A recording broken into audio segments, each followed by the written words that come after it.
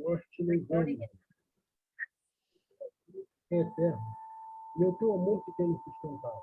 E nesta noite estamos aqui nesse ambiente de aprendizagem para ouvir a tua voz através do teu servo e do teu filho. Fala conosco. E também através das interações que acontecerão. As pessoas que participarão, Senhor, colocando seus pontos de vista, esperando sempre que a luz da tua palavra, de maneira equilibrada, para que todos nós possamos sair daqui alimentados. Este é um espaço que tem conteúdo, um ambiente saudável, espiritualmente falando. Tem sido abençoador para muitas vidas. Continua nos abençoando, que não seja diferente nesse dia. Entregamos teu servo em tuas mãos, usa ele poderosamente, e que nosso ouvido possa estar aberto para ouvir perfeitamente o que teu Espírito Santo quer falar aos nossos Aleluia. Amém. Wilton. Amém. Boa noite, meus irmãos, a graça e a paz do Senhor Jesus. Vocês estão me ouvindo bem? Boa noite. Teu som está ótimo. Então tá bom. Vamos lá. Hoje, nossa conversa aqui é sobre a carta de Paulo aos Efésios. E, como de costume, como o irmão Isaías sempre fala, né, a gente vai começar aqui a fazer uma introdução breve e depois vou passar para vocês fazerem as considerações. Eu já preparei um material também acerca dessa carta e, permitindo o Senhor, logo após o estudo, eu estarei encaminhando lá no grupo para visualização, para consideração e estudo de vocês. Então, vamos lá. Carta aos Efésios. Essa carta ela é muito preciosa. Alguns comentaristas, alguns teólogos consideram como a epístola, como a carta mais espiritual do Novo Testamento, ao lado de 2 aos Coríntios.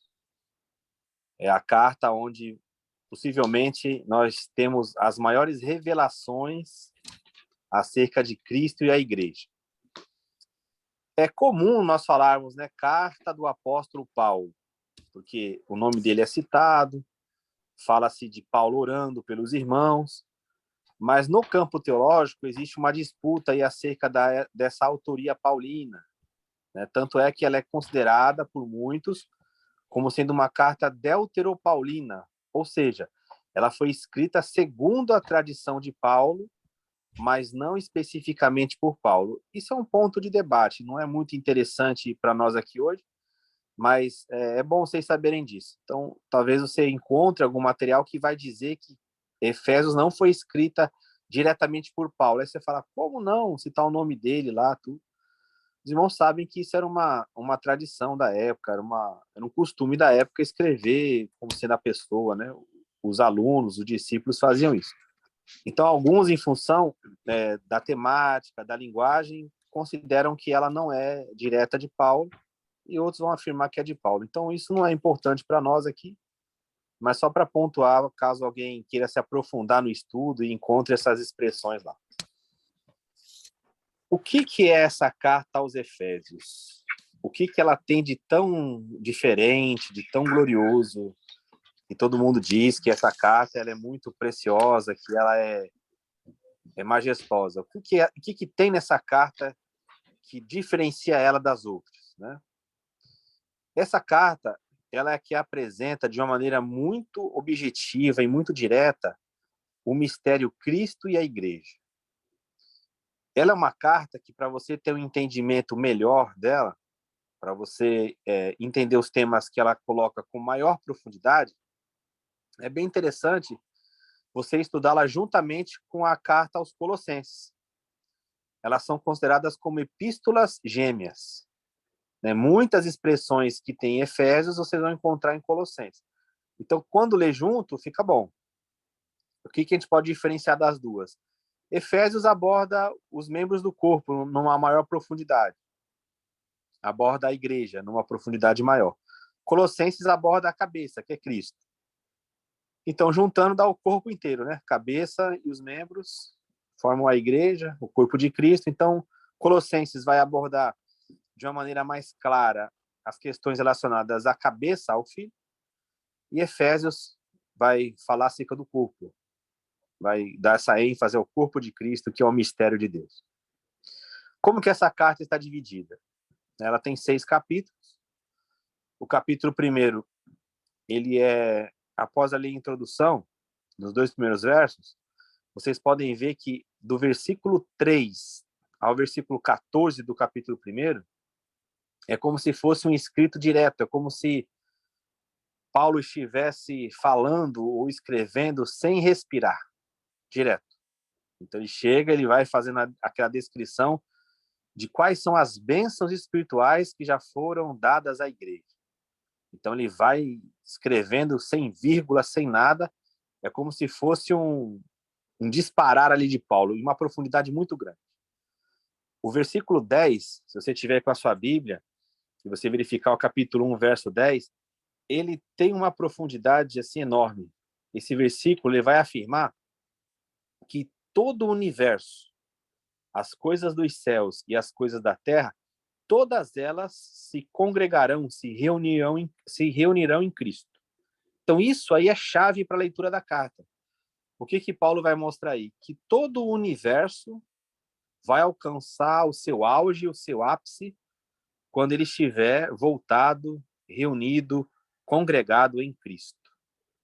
Aí é o ponto de leitura dessa carta.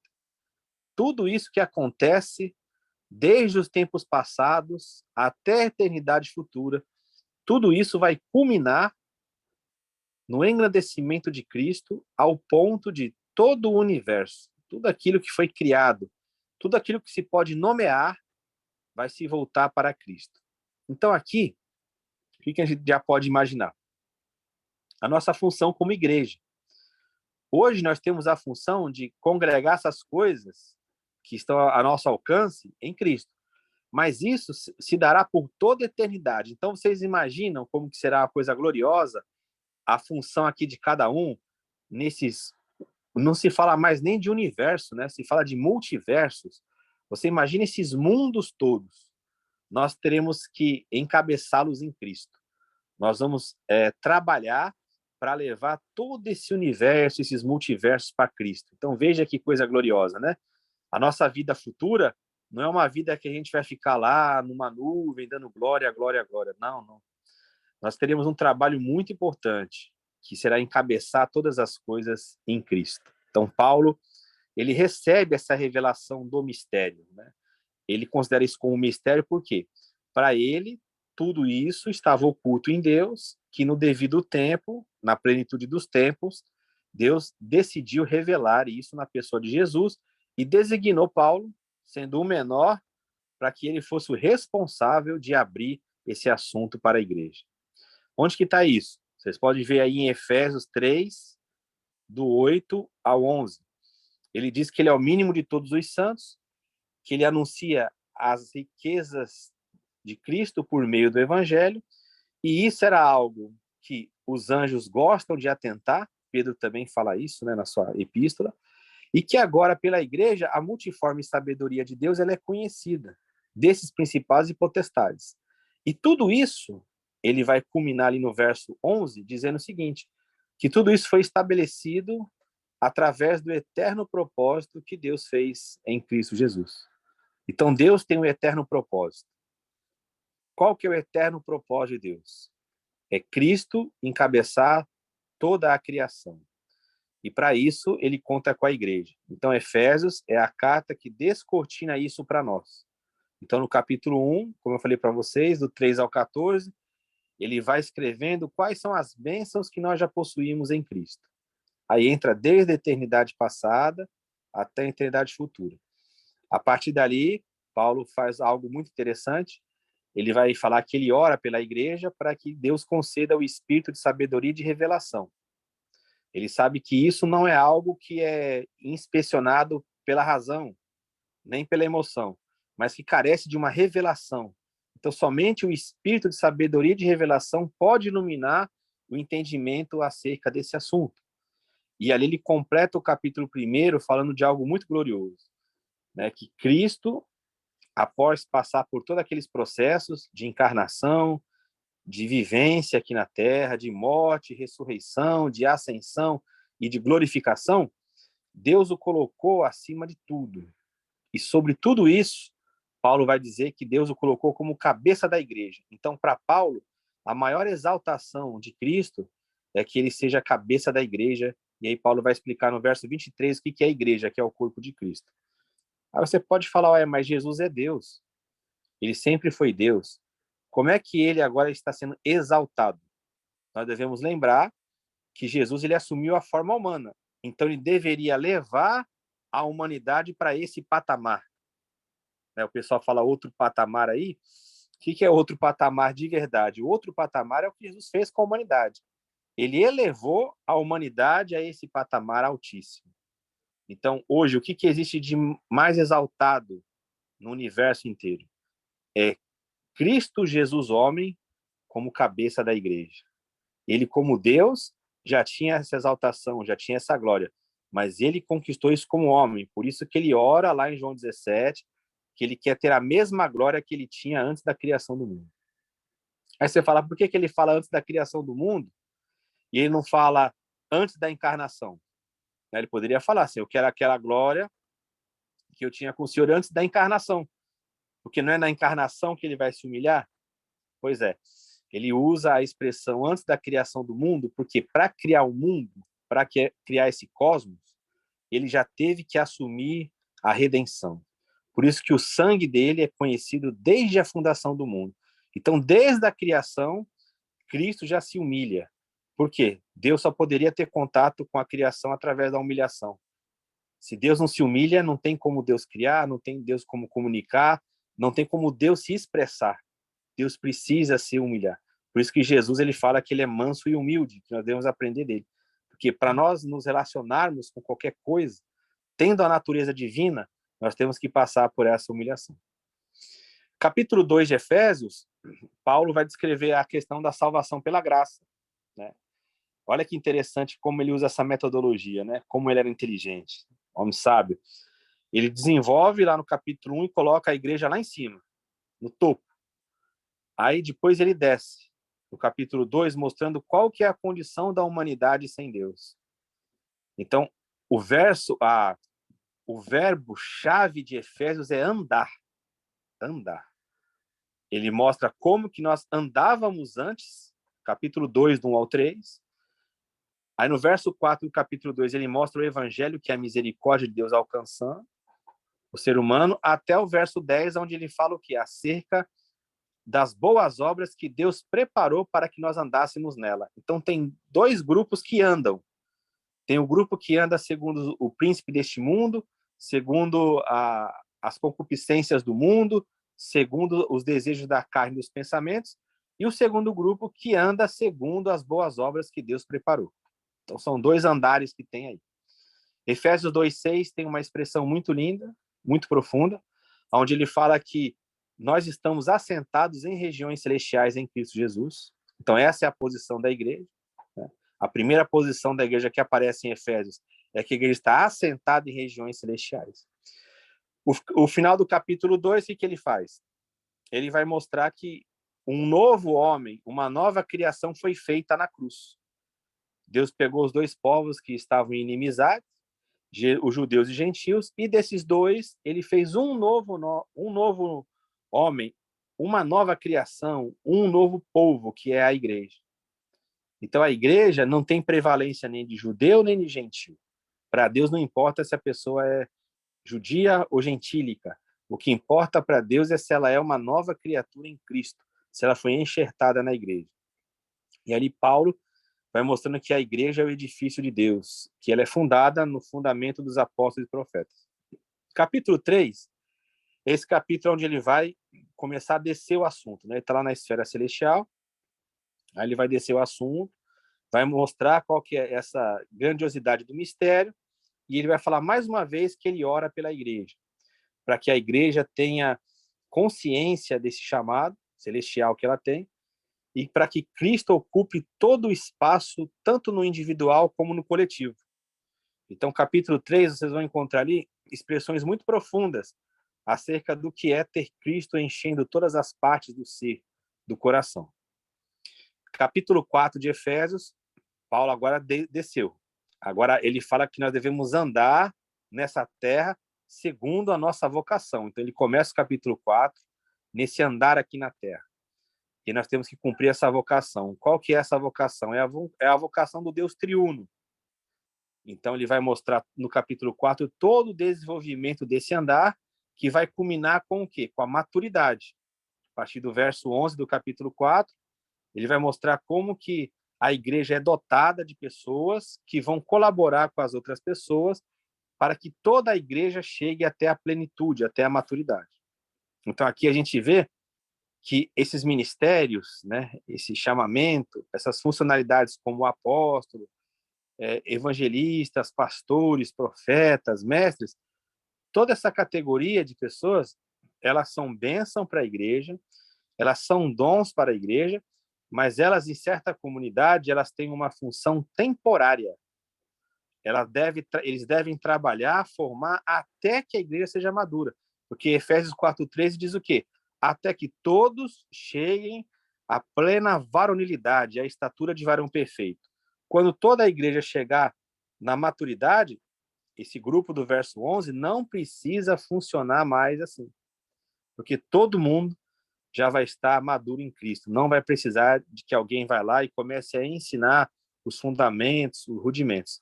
A igreja vai atingir o seu nível mais alto. Efésios 5, Paulo continua nessa questão do andar. Ele vai mostrar o que é a vida no Espírito e ele vai fazer uma aplicação muito bonita. Cristo e a igreja, ele utiliza a figura do casamento. É um texto muito profundo, é um texto onde ele coloca essa questão do amor como sendo a base, e o amor, para Paulo, nesse contexto, é o serviço. Né? Então, ele fala que nós vamos ser cheios do Espírito Santo, nós vamos comunicar as coisas de Deus, mas que isso vai culminar o quê? No serviço, onde cada um vai servir ao seu próximo, cada um vai servir ao outro. Então, é um capítulo muito interessante, porque ele tem uma declaração muito linda, onde diz que nós devemos imitar a Deus. Né? Se a gente for olhar isso pelo lado humano, isso é impossível.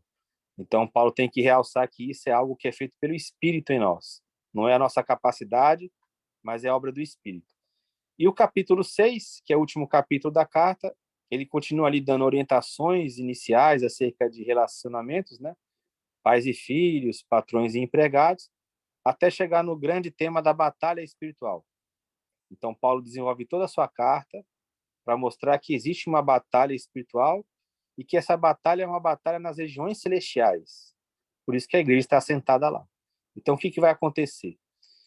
Nós vamos batalhar nas regiões celestiais, nós vamos levar o evangelho e isso automaticamente faz com que a nossa vida aqui na Terra, ela influencie as pessoas, ela venha mostrar qual que é a realidade.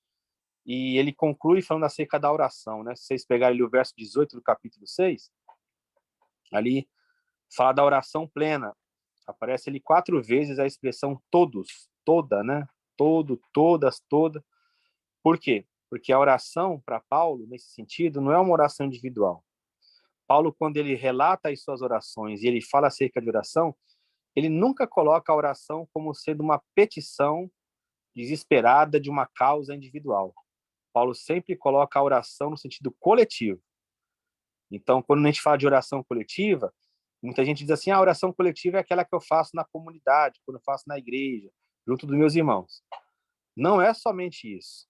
Né? Também é isso, mas não é somente isso.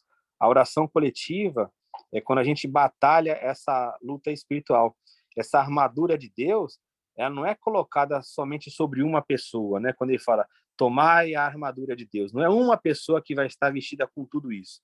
Isso é a armadura da igreja. Então, nossa batalha não é individual, é uma batalha coletiva. Satanás, ele odeia a igreja. Então, ele nos odeia em função de nós sermos membros do corpo de Cristo. E por que ele odeia a igreja? Porque a igreja é o corpo de Cristo. O ódio de Satanás é contra Cristo. Então, nós acabamos de entrar nessa batalha, por quê? Porque nós somos enxertados em Cristo, inseridos em Cristo. Então, nós temos que estar preparados para essa batalha. Mas, como Paulo bem coloca, a batalha só vem no final do entendimento. Quando a gente caminhar pela carta, saber os nossos privilégios espirituais, saber como nós devemos andar, compreender o mistério de Cristo, saber como nós devemos nos relacionar com os nossos irmãos, como nós devemos servir um ao outro em amor, no espírito, para depois chegar no final da carta e todos juntos, já crescendo, podemos enfrentar essa batalha espiritual para que o nome de Cristo seja exaltado e glorificado. Amém? Então, encerro essa minha participação agora.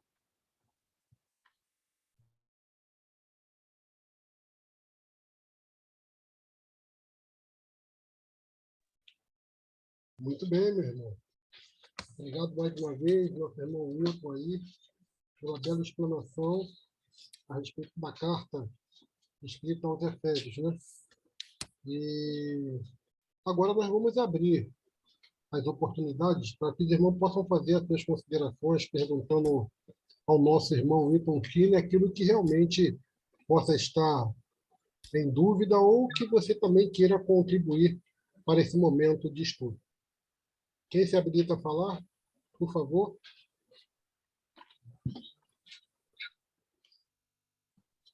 João Carlos, pode falar, meu irmão. Seu áudio... Tá. Boa noite a todos, né? O Hilton, obrigado aí pelo estudo. Eu parei aqui no Efésios 4, Sim. quando Paulo fala o seguinte: mas a graça foi dada a cada um de nós segundo a medida do dom de Cristo. Pelo que diz, subindo ao alto, levou cativo o cativeiro e deu dons aos homens. Ora, isso, ele subiu,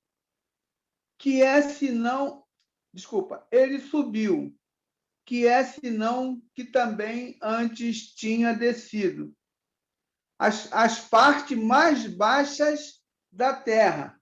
Eu não sei se é esse versículo que diz que Jesus desceu ao cativeiro e pregou aos espíritos. Eu não sei se é um apócrifo, eu não sei se é um texto apócrifo ou realmente está. E pregou aos espíritos cativos, né?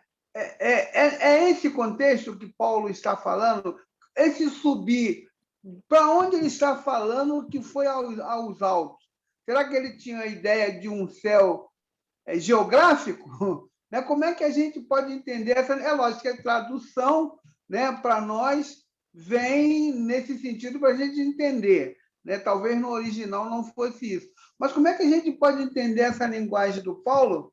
Né? Subiu, desceu as partes mais baixas. Eu não sei se é esse texto que fala que ele foi ao cativeiro e lá pregou os espíritos que estavam cativos. É isso mesmo? Bem interessante. O texto que fala de pregar os espíritos em prisão é lá a segunda de Pedro, né? As cartas de Pedro que aborda, né?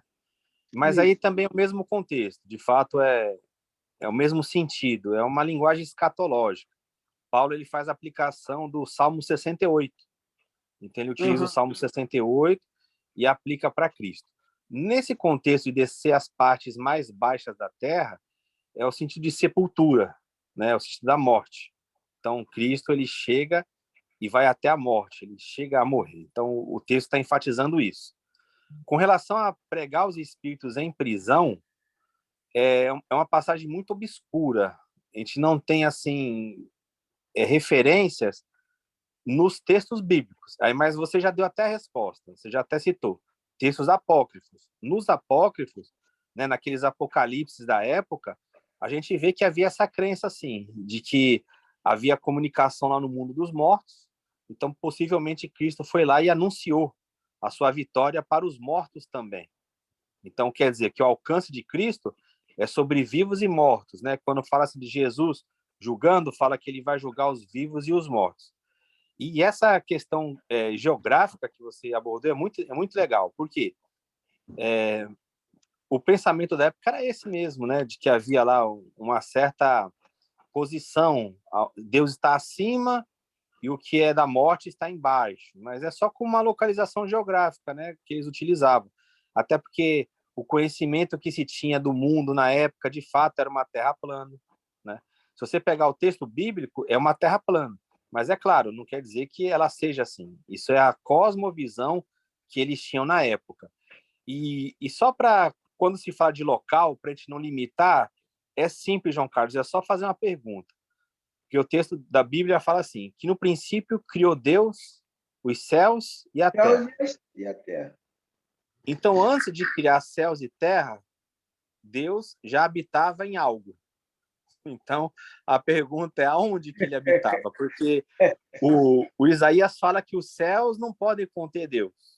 E se ele criou os céus, então já havia algo antes dos céus. E as pessoas vão falar, não havia nada, só havia Deus. Pois é, então não tem como limitar Deus aos céus, né? Mas quando se fala de Deus habitar nos céus, Pai nosso que estás nos céus, é simplesmente uma questão de localização para facilitar a mentalidade, mas não como um Deus preso num ambiente geográfico, né? Muito legal isso. Ô Hilton, só para terminar o meu pensamento, sem complicar, quando Paulo fala desse lugar, né? Ele está falando de um lugar geográfico como você... Mas vamos supor que nos outros planetas também existam vidas, né? Como trabalhar esse conceito da morte de Cristo na Terra, se a ideia é que Cristo morreu por todos? Morreu também para essa vida que a gente não sabe que existe no outro planeta? É complicado, né? Mas a gente está estudando. Isso é muito legal. Isso é muito profundo, isso. Quem está abordando muito esse tema ultimamente é o Caio Fábio. Não sei se vocês têm visto, o Caio Fábio, às vezes, ele faz essas abordagens aí. Porque é verdade. Você falou muito bem. O texto vai dizer que a morte de Cristo, né, infelizmente, as pessoas ficam levando esse assunto somente para aquela questão, ele morreu pelos eleitos, morreu por todo mundo. Mas, na Bíblia, Paulo fala que a morte de Cristo ela tem um alcance universal. Então, assim, como que de fato ficaria, né? Eu vou dar uma viajada aqui, vocês vão entender. Isso aqui é totalmente especulação, não é doutrina, não é nada. É uma coisa que eu venho pensando, né, diante desses questionamentos que a gente faz com o texto. Se de fato aqui é a obra-prima de Deus, né, porque Jesus se encarnou. Então, ou seja, ele assumiu a forma da geração daqui.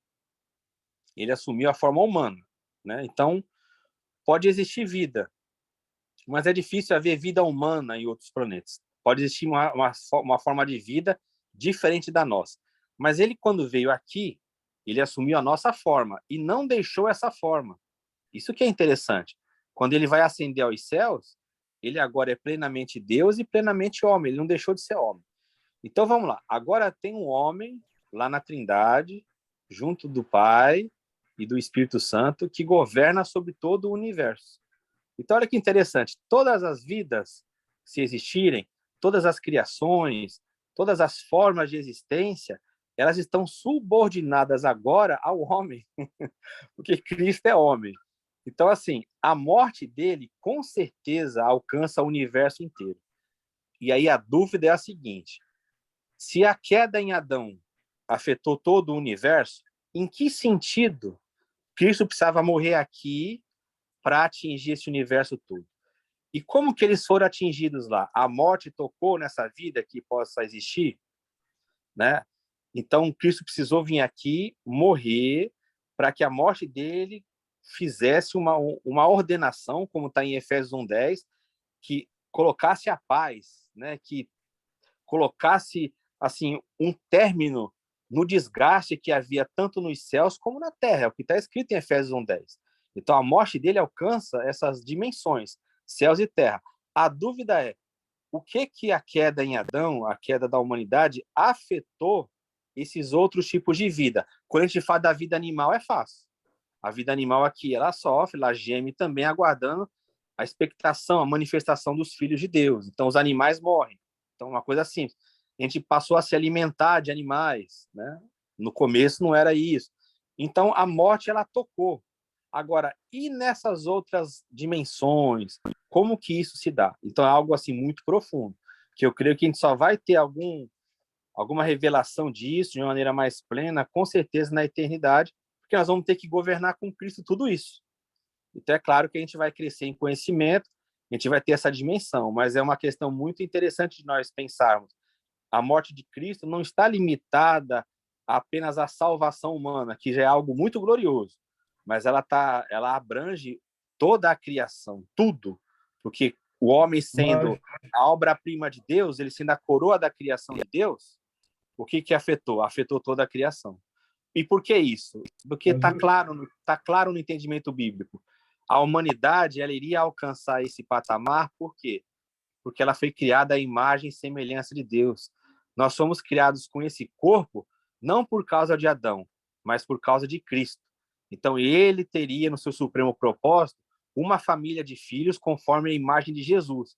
Então, por isso que a humanidade, ao mesmo tempo, ela é nada, porque eu estou falando com vocês agora, posso ter um ataque do coração agora e morrer, eu sou um pó, e ao mesmo tempo nós somos muita coisa em Cristo. Nós somos o corpo de Cristo, nós vamos reinar, nós vamos governar o universo com Cristo. Então, com certeza, a morte dele, mesmo sendo em forma humana, ela vai atingir toda a criação. Por quê? Porque agora é um homem que está lá no trono, dominando sobre todo o universo. Todo o universo hoje está debaixo dos pés de um homem. Mas, Wilton, Só um segundo só, meu irmão. Agora o pastor Isaías está com a mão levantada um tempão, depois você pode falar, pode ser, meu irmão? pode ser. Ok. O Isaías está com o Amém. cabelo bonito, tem que aproveitar. Dá prioridade, dá prioridade. Isso aí? Dá prioridade. Eu nem conhecia o Isaías. Que eu estou querendo parecer com Jesus. Aí eu tô. Ah, tá. Tem parecido mesmo. Eu botei as tranças de Sansão. Sansão tinha 7. Eu botei mais um pouquinho. Mas vamos lá. Eu queria, antes de tudo, agradecer a irmã Sheila. Eu não sei se ela está aí, deve estar, né, irmã Sheila? Queria agradecer ela. É uma bênção. Muito bom, irmã Sheila. Muito bom. Está presente. Quinta-feira passada. Muito bom. Agora, sobre essa questão, eu já tinha anotado aqui, queria saudar os irmãos, né, com a paz, a graça e a paz. Nessa mesma vibe aí, dessa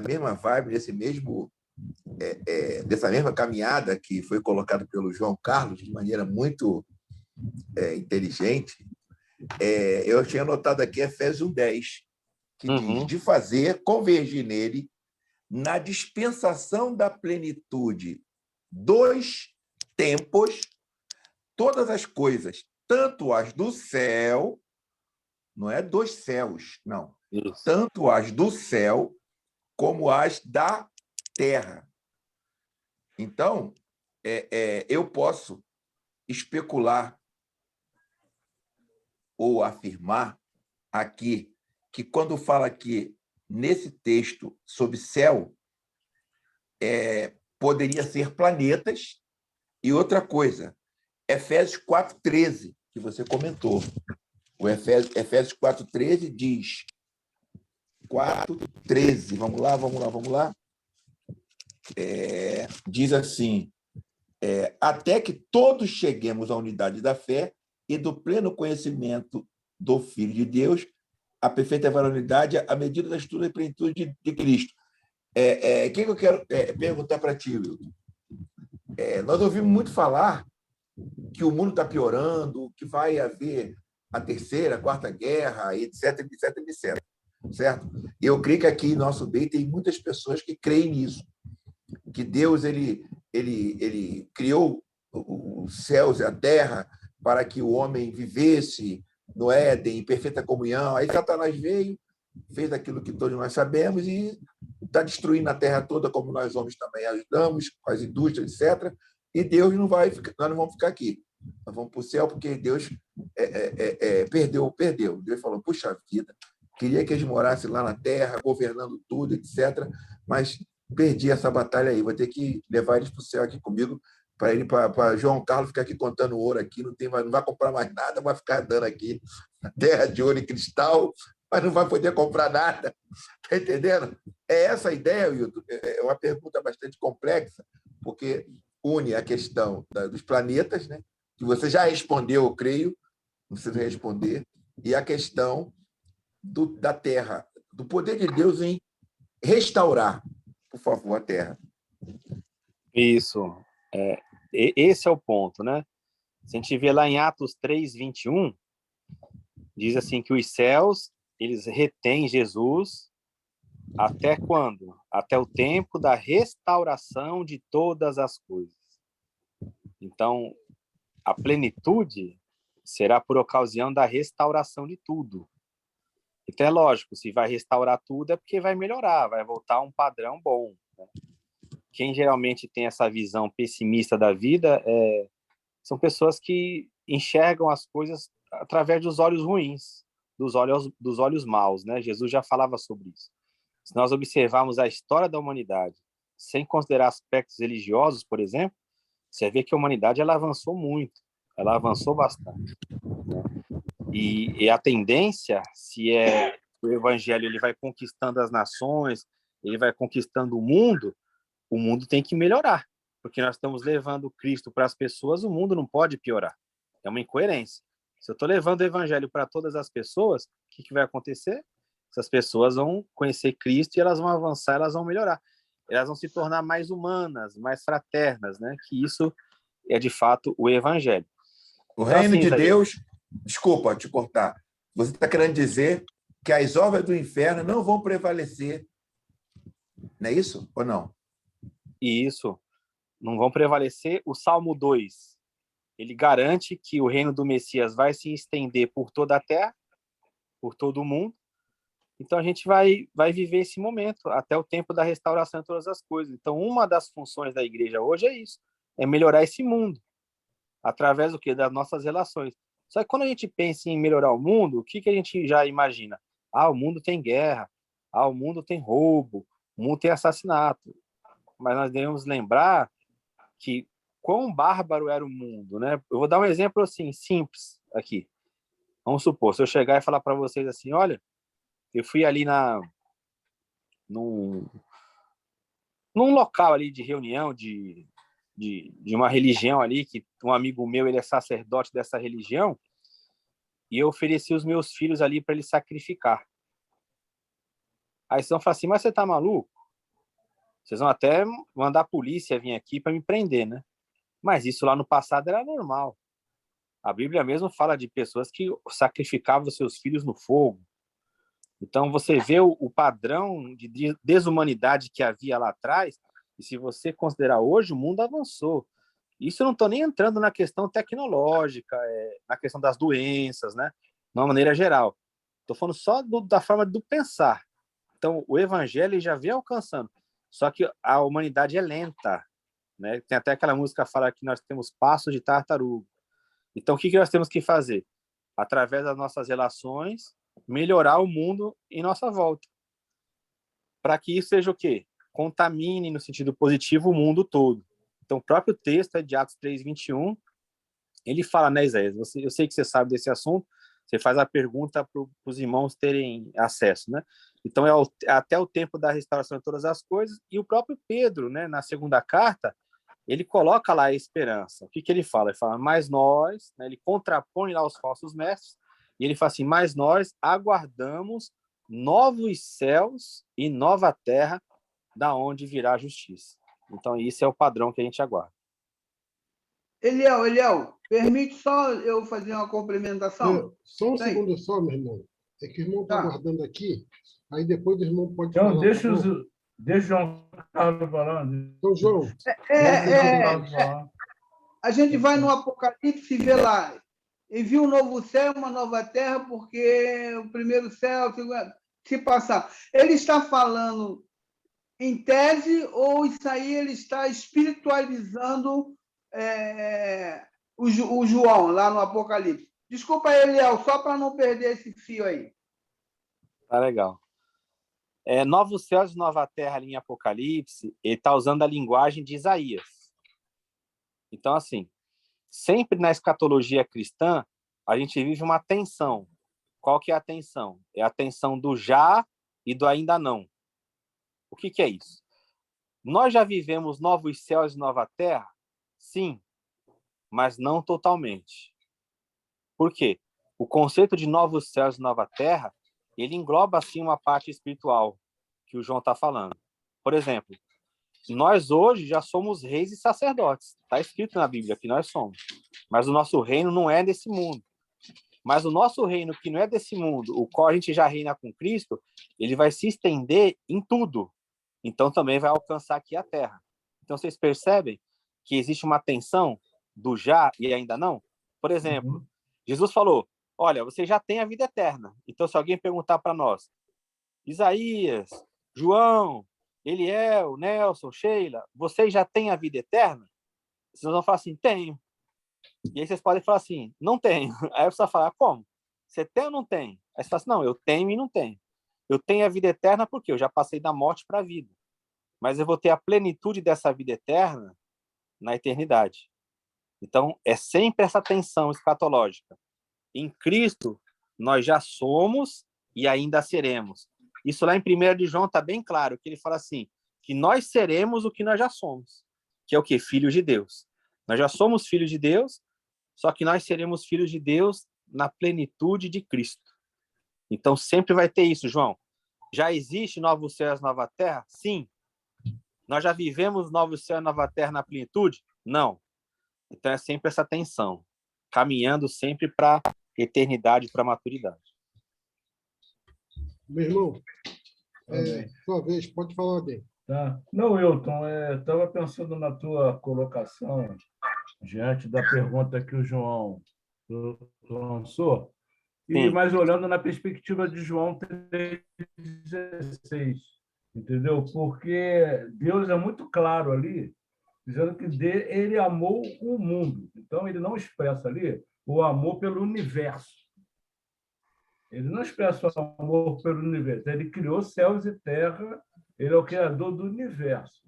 Mas a obra redentora foi através do homem que foi colocado na terra, né? Sim. Aí eu penso, né? Tem até uma amiga que está participando aí, que é a Carmen, que é lá da minha igreja, e ela sabe que eu gosto de conjecturar as coisas. Eu creio que na vida eterna, na eternidade, quando Deus fala em reinar, e com o corpo incorruptível que nós vamos ter, os planetas vão ser ali na esquina. Então, eu acho que vai rolar alguma coisa a nível, porque um universo tão complexo, cheio de planetas que estão sendo ainda descobertos. Agora, quanto à existência de vida, eu acho que a Bíblia não deixa nenhum resquício para se pensar que haja vida, pelo menos como a gente conhece de vida inteligente, em outros planetas. Né?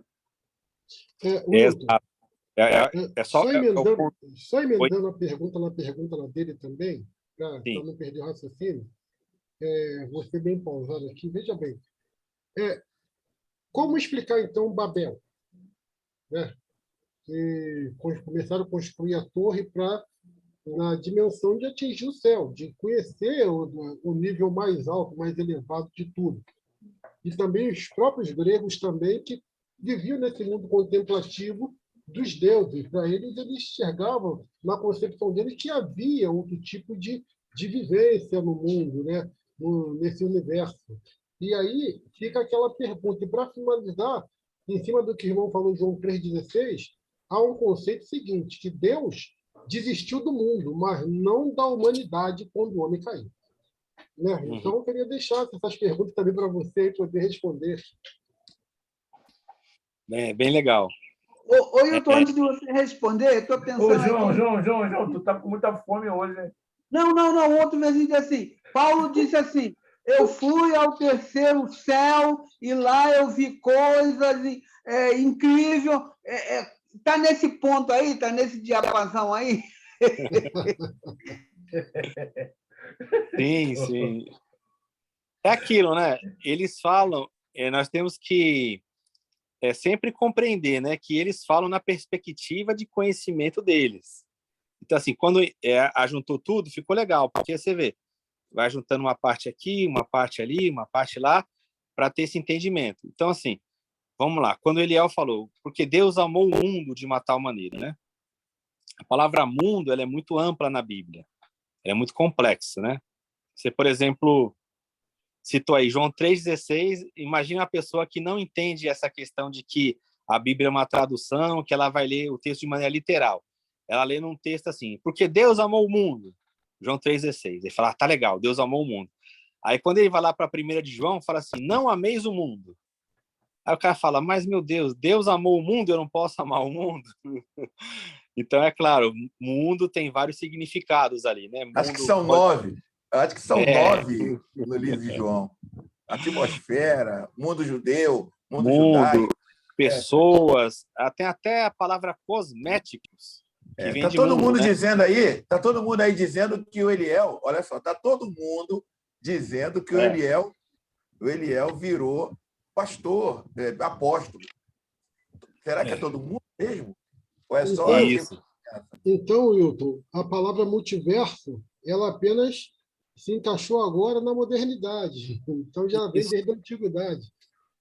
Antiguidade, porque assim, essas coisas não têm forma humana para expressar, né? A gente vê a dimensão do conhecimento humano, do simples conhecimento humano aí que o pessoal faz viagens espaciais. O que é a Terra diante de tudo isso, né? Então, assim, para o cientista, é mais difícil ele acreditar que exista vida em outros planetas do que para um cristão. O cristão, ele é tranquilo com relação a isso, porque ele conhece o Deus dele. Ele fala assim, se surgir vidas aí em outros planetas, em outros universos, não tem nada demais, porque o nosso Deus, ele é infinito. Então, pode ter criações. E hoje, o conceito teológico é que o mundo ainda está em construção, o universo, e que isso aí vai se dar por toda a eternidade, porque Deus é infinito. Você já parou para pensar nisso? A nossa mente não consegue alcançar, mas imagine a mente de Deus. Você acha que Deus, então, ele finalizou a criação e acabou? Deus não pode fazer com que nós sejamos esses construtores em todo esse universo, né? Como o Eliel colocou, para estar num planeta no outro é questão de segundos. Nós vamos ter um corpo incorruptível, não sujeito às concepções físicas, enfim. Então, isso aí é muito amplo, né? É claro que isso vai ficar sempre na concepção, sempre no debate, porque não tem nada afirmando claramente, mas pelo que a gente nota, não tem nenhum problema se existir. Pode não existir vida como nós entendemos hoje, como bem colocou Eliel, mas o conceito de vida também é muito amplo, né? A gente não pode limitar a vida à vida humana, e tem vida hoje no planeta Terra que nós não conhecemos ainda, que estão sendo descobertas, né? Você vê como que isso é profundo.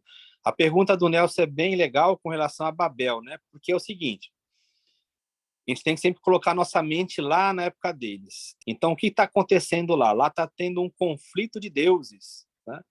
Então, cada nação tinha o seu deus. Tinha o deus de Israel, o deus da Babilônia, né? Os deuses estrangeiros. Feliz a nação cujo Deus é o Senhor. Isso não cabe mais a nós hoje. Não adianta usar a bandeira do Brasil e falar que feliz é a nação cujo Deus é Senhor, porque tem um presidente cristão. Não é isso. Ali era o Deus nacional mesmo, né? Hoje a nação de Deus não é o Brasil, não é Israel, é a igreja. Nós somos a nação santa, é a igreja, não é uma bandeira de um país, né? Então, só que naquela época era o país. Então, Israel tinha o seu Deus. Babilônia tinha o seu Deus. Na Grécia havia os deuses, né? Como o Nelson colocou. Então, quando se fala de Babel, que eles construíram uma torre para chegar aos céus, não é o nosso entendimento de céu hoje. Não é que eles queriam chegar como no terceiro céu, como o João colocou. O que era chegar no céu? É bem simples isso. Eles queriam construir algo para colocar o seu nome no topo. Por quê? Porque poderia vir outro dilúvio e perder todas as informações. Então, nessa torre, o que havia lá no topo da torre? Escritas. Havia lá informações. Então, era como se fosse uma biblioteca vertical. Eles queriam colocar o nome deles acima de tudo. E era uma torre que ia tocar os céus. Mas não tem como tocar o céu de Deus. Por quê? Porque na concepção deles, lembra, a terra era como se fosse uma terra plana. Era aquele domo e logo acima já havia ali a morada de deuses, né? Então, não era essa concepção de ter um céu, 2 céus, 3 céus, até 7 céus, como a cabala judaica coloca. Então, naquela época, quando se fala de Babel, uma torre para exaltar o nome, é isso. É essa dimensão que eles acreditavam que logo acima deles ali havia a morada dos deuses. E onde que isso é representado? No templo. Se você olhar o templo de Jerusalém, lá havia não somente uma adoração a um deus, ali era politeísmo.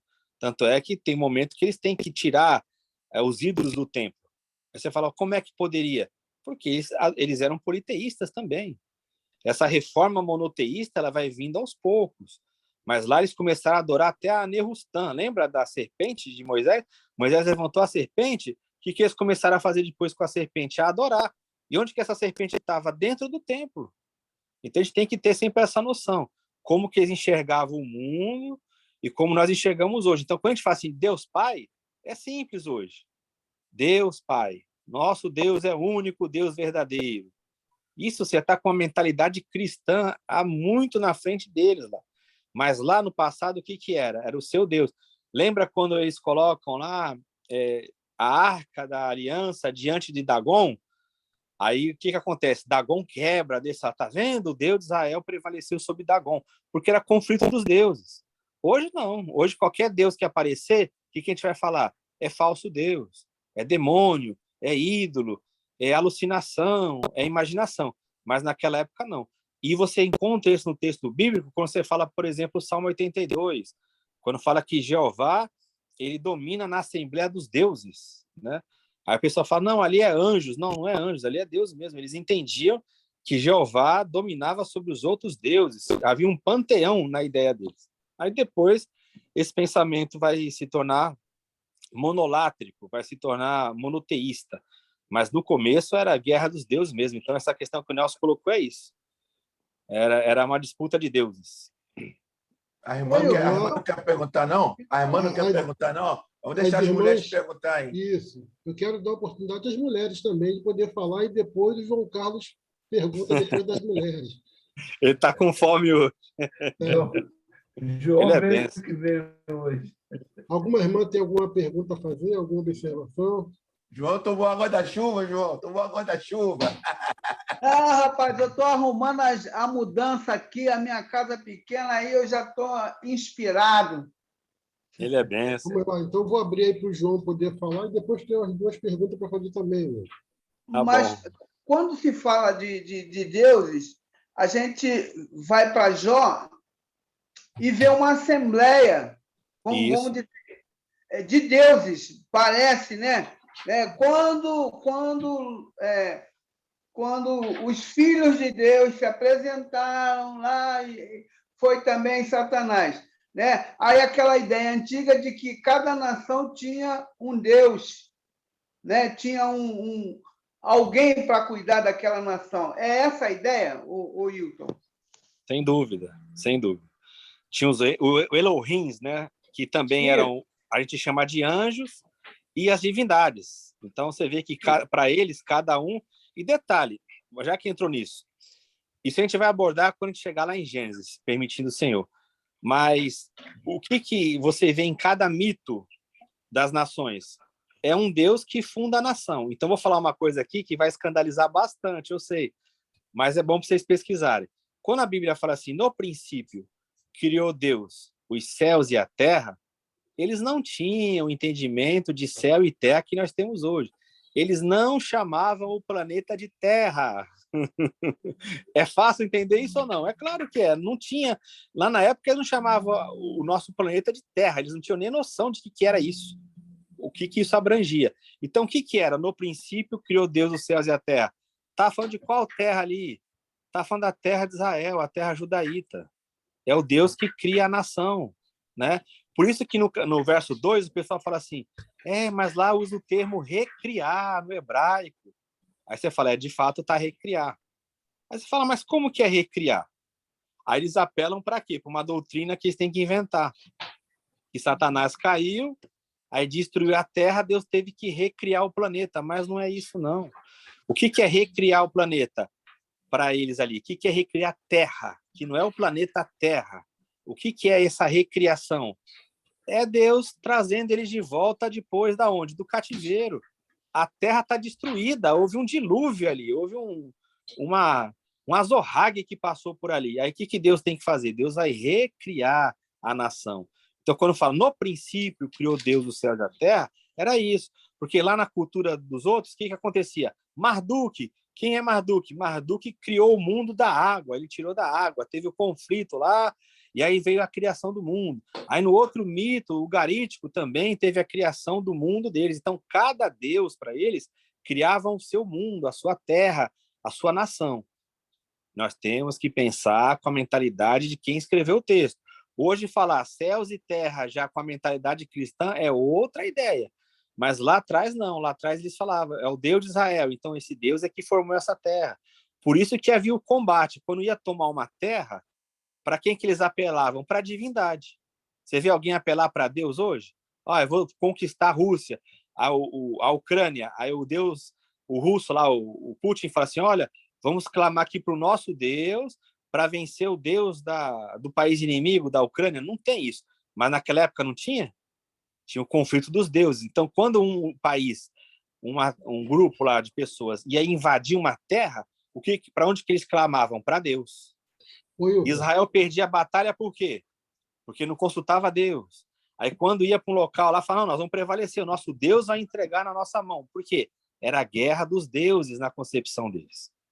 Wilton, nessa pergunta que o irmão fez, e que você está dando uma resposta interessante, ainda há um apelo aos deuses no mundo em relação à guerra. Por exemplo, eu estive lendo uma matéria a respeito dessa guerra da Rússia com a Ucrânia, que o Putin ele se consulta com os xamãs, né?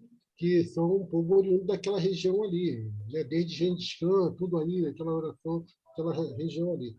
E Sim. nós temos também os muçulmanos que apelam também para Maomé, dizendo que vai entregar a guerra. E também nós temos a própria igreja também que coloca isso na mão de Deus. E aí, dentro desse contexto, uma das perguntas que eu quero fazer é o seguinte: a igreja é uma mãe acolhedora, mas qual é o papel da igreja, uma vez que nós somos convocados a vestir armadura nessa guerra do mundo em si? É só olhar a coisa como mundo espiritual ou a atuação física também é necessária? Por quê? Nós temos áreas que exigem muito de nós, como a política também. Veja bem, excluir a igreja desse cenário é complicado, porque é você entregar na mão do inimigo o controle total para ser oprimido de bandeja. Né? Então, eu gostaria que falasse uma coisa sobre isso aí. Nesse sentido. Certo.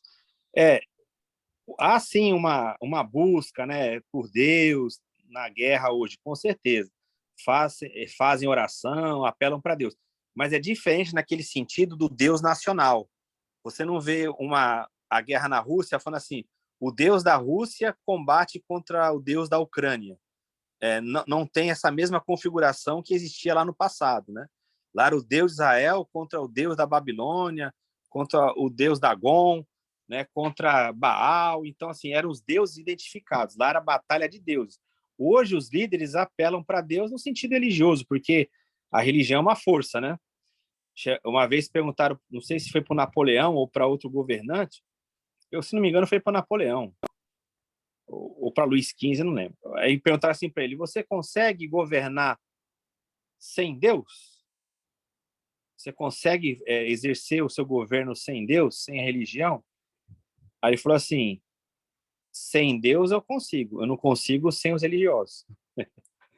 Então, assim, ele sabia que ele precisava usar da religião para conquistar as pessoas, né? Então, ele fala, sem Deus eu consigo, sem os religiosos não. Então, eles apelam para a divindade porque o povo é religioso, né? E nessa questão que você colocou, se nós olharmos o Novo Testamento, qual que era o papel da igreja? É um papel que é muito raro hoje em dia. O Isaías viu lá o estudo, lá na terça-feira, até comentei sobre isso, que é a denúncia profética. Hoje você não consegue ver a igreja fazer uma denúncia profética, porque a igreja está aliada ao sistema. Então, quando você começa a comer lá da mesa de Jezabel, eu estou usando a linguagem lá de Elias, lá daquela época, você não tem como denunciar. Então, você, por trás de uma ideia boa, que é a seguinte, nós temos que entrar na política, para a gente também dominar lá e trazer a justiça através da política. Através dessa fala, a gente deixa de fazer a denúncia profética. Eu quero que vocês me mostrem qual pastor famoso aí que denuncia profeticamente. Um ou outro. Teve uma entrevista que eu mandei lá no grupo, lá do Antônio Carlos Costa, né? Que é um dos poucos que vai lá e denuncia. Então, não é uma questão de nós sermos de esquerda, de direita. É uma questão de nós sermos denunciadores, proféticos, de nós sermos profetas de Deus contra a injustiça. Assim como Isaías profetizou: ai daqueles que decretam leis injustas. O que acontece no nosso país hoje com a igreja? Ela não consegue denunciar porque é ataliada. Ela não consegue denunciar os erros do Bolsonaro porque o Bolsonaro concede isenção de impostos para a igreja. Você imagina se esse homem chega e fala assim: vocês vão me denunciar? Então vou cancelar a isenção de imposto. É mais de bilhão que vai acontecer. Aí o que vai ter daqui para frente? O Bolsonaro vai sair, vai entrar o Lula, por exemplo. Você acha que a igreja vai denunciar o Lula? Não denunciou lá atrás. Esses mesmos que falam mal dele hoje estavam abraçados com ele. Aí agora abraçam o Bolsonaro. Aí o que vai acontecer? Se o Lula entrar, esse pessoal todo vai falar assim: agora é uma outra situação. Se vocês acharem que eu estou exagerando, você procura aí na internet a última entrevista do José Wellington Bezerra da Costa. Eu mandei para o Isaías, pastor presidente da Convenção da Assembleia de Deus, né? Era o pastor, hoje é o filho dele que é o presidente. Perguntaram para ele acerca do Lula, sabe o que ele falou? A gente foi contra, mas a política ela muda bastante. A gente já se deu bem com ele no passado, nunca tive problema. Ele é até nordestino, eu sou cearense, ele é de Pernambuco. Então, assim, eu creio que não vai ter problema. Então, assim, a igreja religião... prostituta. É uma igreja prostituta. Ela deita com quem aparecer. Com quem aparecer. Então, Nelson, eu acho que a maior forma é aquela de João Batista, é a de Jesus, é aquela da denúncia profética. Se eles estiverem governando para o bem do povo, amém, que eles continuem. Agora, se não tiver, tem que denunciar o erro. Só que a igreja hoje já não consegue fazer isso porque ela depende do governo. Só uma colocação, veja bem. Nós temos que entender também uma coisa. Eu não vou entrar aqui no campo da política direita ou esquerda, não. Eu tenho minha posição, eu respeito muito o ambiente de aprendizagem, que isso aqui é mais interação, até porque não vem espantar as pessoas. O nosso grande problema, muitas vezes, é não ouvir aquilo que o próprio Billy Graham disse, né? Que o cristão ele está com a cabeça no céu, mas esquece que o corpo está na terra. E aí você sofre consequências muitas vezes. Veja bem, o fato de você defender um ponto não significa que você defende um líder, né? Veja bem, por quê? A igreja defende pautas conservadoras. E nós entendemos que existe outra vertente que já que é liberal e que já tem pautas antes Cristo. Veja bem, nós temos que ter uma opção nessa questão de analisar esse ponto. Eu ouvi a entrevista do Antônio Carlos no Bial. Eu conheço bem ele e sei da tendência dele também. E aí a gente tem um ponto de vista bem interessante nisso. Ele falou algumas verdades bem interessantes, mas ele também escolheu outro lado da coisa. Entretanto, o que nós temos que entender? Que nós precisamos ter uma posição como cidadão. Porque eu não sou um cidadão somente do céu, sou um cidadão aqui na Terra, que tem direitos e deveres, que estou no Estado Democrático de Direito que me possibilita defender meus pontos de vista com coerência, à luz da palavra de Deus. Isso que é interessante. Por quê? Para não ser marionete do sistema. Agora, uma das coisas é real. Infelizmente, a igreja tem falhado muito, porque essa mesma liderança que você está falando aí, que estava lá com o Lula, também está hoje aqui. E isso macula a imagem da igreja. Isso atrapalha a imagem da igreja. Veja bem, ela perde a moral diante da sociedade. É isso que é a nossa tristeza, entendeu? Mas agora, infelizmente, Deus vai fazer a separação entre o joio e o trigo. Eu só vejo que essa disputa, eu creio o seguinte, que essa disputa de esquerda e direita no Brasil e a influência dela na igreja foi uma coisa bem sutil que o inimigo conseguiu colocar no arraial, bem sutil. Por quê? Porque eu tendo ódio da esquerda, o que acontece? Como é que eu vou pregar que Cristo ama um comunista? Como é que eu vou levar se eu tenho ódio do cara? Se eu estou lá na rede social falando assim para ele, vai para Cuba, você é um desgraçado, você é um filho do inferno. Como é que eu vou levar a palavra de amor de Cristo com uma pessoa dessa? E a igreja caiu nisso.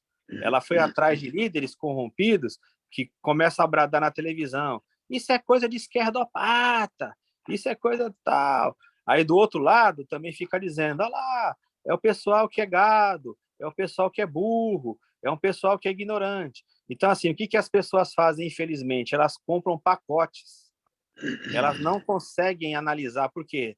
As pessoas, a maioria não estuda, a maioria é levada por informação, não analisa, não tem visão crítica. Então, o mesmo cara que está lá, ele fala uma coisa, amanhã Crítica ele e muda. crística, né? Crítica e crística. Isso, exato. Só que não tem isso, não tem. No Brasil, dificilmente. Pode até existir fora dos ambientes denominacionais, mas os ambientes denominacionais estão fechados. Querendo ou não, eles abraçaram o atual presidente como um messias de fato. Então, eles defendem o homem como sendo um homem assim, perfeito, como sendo alguém que não é. Você já imaginou, se você tivesse nos anos 80, para aqueles crentes dos anos 80, você fala assim, olha, eu estou tendo uma visão de como que vai estar a igreja no ano 2020, ou 2018, né, na eleição. Vai ter gente no meio da igreja, irmão, fazendo arminha, e dizendo que aquilo é de Deus. Aquele irmão dos anos 80 ia falar que estava endemoniado. Ele ia falar, você está maluco? O povo de Deus não é assim, não. Mas o que acontece? É uma igreja no Brasil que ela recebe influências tremendas da onde? Dos Estados Unidos. Então, a ideia americana, a teologia americana, ela tem um grande alcance no nosso país. Então, por isso que hoje a igreja, voltando à sua questão, Nelson, ela não cumpre o papel profético dela. Porque como que ela vai cumprir o papel profético com alguém que sustenta esse sistema que está aí? Então, você vai encontrar um ou outro, você vai encontrar um camarada lá na rua bradando. Você pega lá o Pastor Barba, depois vocês vêem na internet lá, põe lá no YouTube, Pastor Barba. Ele prega lá em São Paulo. É doido o cara pregando. Mas ele fala umas coisas lá que, se você parar para analisar, é verdade. Então, assim, vai mudar o governo, pode ficar tranquilo. Não vai ter perseguição contra a igreja, porque vai mudar o governo. Esses mesmos caras que estão de um lado, eles vão migrar para o outro, como eles sempre fizeram. Tem um aí que o pessoal fez um recorte de foto dele, tem foto dele abraçado desde a época do Collor. Ele abraçou o Collor, depois ele abraçou o Itamar, depois abraçou o Fernando Henrique, abraçou o Lula, a Dilma, o Temer e agora é conselheiro do Bolsonaro. E Garotinho e Rosinha, abraçou Garotinho e Rosinha também. Então assim, o sistema é assim, como é que esses caras vão denunciar o erro, gente? Eles estão recebendo dinheiro. Agora, Não só um pode detalhe. denunciar, não. Só um detalhe. Vamos dar um salto ali na igreja de Éfeso, né? Naquela beligerância que houve entre os irmãos, e vamos trazer para esse contexto. Veja bem, aquela divergência de pontos de vistas entre nicolaítas e essa questão, vamos trazer para o campo da política. Como pacificar esses irmãos sem perder o primeiro amor, meu irmão? Difícil, porque, por exemplo, obra dos nicolaítas ali era no sentido de dominação, né? Eram os irmãos que queriam ocupar o primeiro lugar. É como o Diótrefes, lá em Terceira de João. Não tem como comparar, porque assim, a igreja lá ela não tinha essa divisão. A divisão que tinha na igreja na época era em torno de líderes. Eu sou de Paulo, eu sou de Pedro. Aí que apelavam para onde? Olha, primeiro amor, comunhão, e nós não somos nada, quem é Cristo. Mas você está falando com gente que se dividia por doutrinação, por ensino, por líderes carismáticos. Agora, a igreja está dividida por assunto terreno. Então, assim, é difícil pacificar. Se eu fosse dar uma resposta radical, sabe o que eu falaria, Nelson? Tem que pregar o evangelho para esse povo. Esse povo tem que nascer de novo. Mas aí ele ia falar, não, é exagerado isso, é radical, falar que todo mundo que está nessa batalha não nasceu de novo. Então, você vai falar assim, eles estão na carnalidade. Não tem como levar para a maturidade. Então, por isso que atrapalha o processo. O que eu acho que muda, Nelson? Só tem uma coisa que muda. Com o pessoal fanatizado da esquerda e com o pessoal fanatizado da direita, não adianta você dialogar. Não adianta você querer explicar. Não adianta você querer orar. Não adianta. Olha, é uma coisa muito dura que eu estou dizendo aqui. Não adianta orar. Você fala, como que não adianta orar? A oração pode muito, mas ele tem que abrir o coração. E só tem uma coisa que vai fazer essa pessoa abrir o coração. Só tem uma coisa, que é a decepção. Essas pessoas elas têm que se decepcionar com a liderança. Ela tem que se decepcionar com a ideologia. Ela tem que se decepcionar com o método. Enquanto ela alimentar algum tipo de esperança, ela vai defender. Eu te dou um exemplo claro, Nelson. Tem irmão que eu vou conversar com ele sobre esse assunto, ele fala assim, não, olha só, não conversa comigo acerca de evangelho, nada, porque uma coisa é o evangelho, outra coisa é a política. Então, você vê, ele consegue separar isso. Dicotomia. Assim, dicotomia ele faz. Então, não tem como é que você vai utilizar o assunto fraternal com ele? Se você fala assim com ele, ele ainda balança a cabeça, ele fala assim, não, eu sei, você tem razão, mas eu quero continuar nessa militância, tanto de um lado como de outro. Aí você fala, não tem como você apelar para a ordem divina, porque não é aquele cara que fala assim, ô Nelson, você pode me explicar se eu estou certo ou estou errado? Isso é uma coisa. O cara fala assim, Nelson, eu estou fazendo isso aqui, Deus está de acordo com isso? Aí você fala, poxa, uma pessoa que está interessada em saber tem esperança. Agora, com uma pessoa que ela já fala para você, não, eu sei que você vai me dizer, você tem razão, mas eu vou continuar nisso. Não tem como. É só decepção. É só ela se frustrar lá e ela se arrepender. Aí sim, aí ela muda. O Marcos quer falar. O Marcos quer falar aí. Ô, Nelson, eu achei... ô, Márcio, Opa, Márcio, por favor. Oi, Depois, Nelson, eu queria ver a questão da conta, do ofertório, vou falar sobre isso. Por favor, Primeira obrigado. coisa, aqueles que acreditam que o mundo está piorando, pode olhar para o cabelo do Isaías, que é uma mentira. Está muito lindo, está melhorando cada vez mais. Hoje ele veio com tudo aí. E outra situação, essa questão, até uma fala interessante que eu achei do pastor Brian, que há sempre questionamento sobre ele. Está lá no Instagram dele. Quem quiser ver esse vídeo, ele responde uma pergunta sobre essa questão que sempre colocam ele como um pastor esquerdista, né? Sim. Aí ele fala assim, eu acho que há uma má leitura da Bíblia e uma má leitura do conhecimento da história, quando você coloca Deus nesse fla-flu. Eu achei muito interessante a fala dele. Então, muitas das vezes, a gente faz uma interpretação equivocada da leitura bíblica, por não conhecer e não ter estudado, e também faz um conceito equivocado da história da igreja, de como o evangelho chegou, principalmente no país. Então, ele até fez essa menção, os irmãos dão uma olhada no Instagram dele. Poxa, você está me chamando de pastor esquerdista, você nem conhece como é que o evangelho chegou no país, você nem faz uma boa leitura dos textos bíblicos. Deus é capitalista, Deus não é comunista, não. Como é que você pode colocar Deus nesse fla-flu de esquerda e direita? Mas você sabe por quê, Márcio? Você sabe o que acontece? Sabe aonde que pegou? Isso que eu falo é uma coisa muito sutil. Qual que é a pauta que o pessoal se detém? É pauta moral. O governo não tem que trabalhar a pauta moral.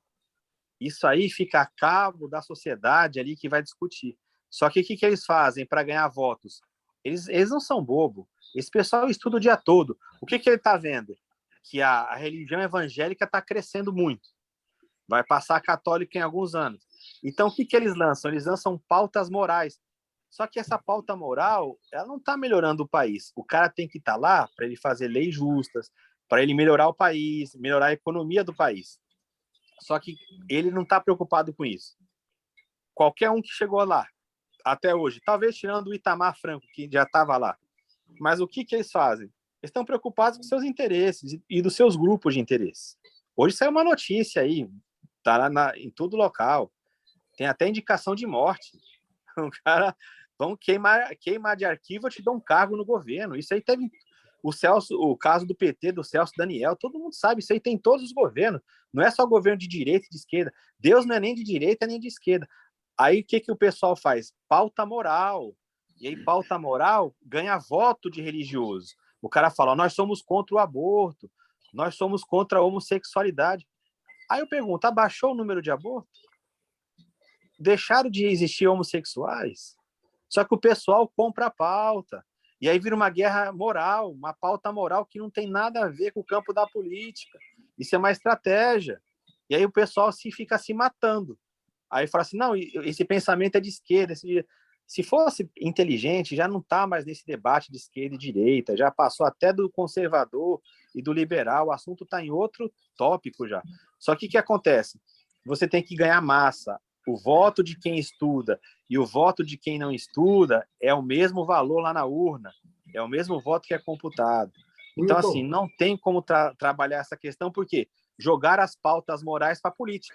Aí o cara fala, olha, se você votar em tal candidato, a igreja vai ser perseguida, vão implementar o aborto, vai ter comunismo. Aí do outro lado fala, olha, se você votar no camarada lá, o cara é fascista, o cara não gosta de mulher, não gosta de negro.